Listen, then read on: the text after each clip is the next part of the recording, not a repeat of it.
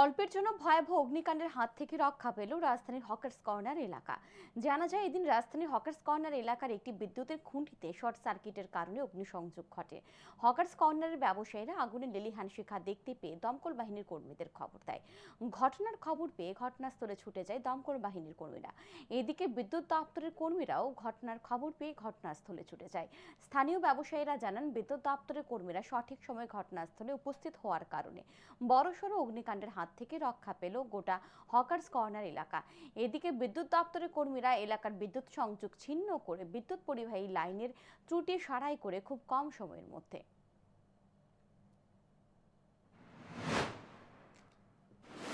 এমনিতে কিছু না, একটা শর্ট কানেক্টেড আছে, আর্থিং থেকে পুরো একটা শর্ট কানেকশন হইছে, ওটা থেকে ফায়ার হইছে। কোন জায়গাটা এটা? এটা হকার্স কর্নার মার্কেটের সামনে। তাদেরকে কি খবর দেওয়া হয়েছে? খবর দেওয়া হয়েছে ফায়ার সার্ভিস থেকে, এখন লাইন কাট করা হয়েছে, এখন তারা চেক করতেছে। কোনো রকম ক্ষয়ক্ষতি হয়নি? না,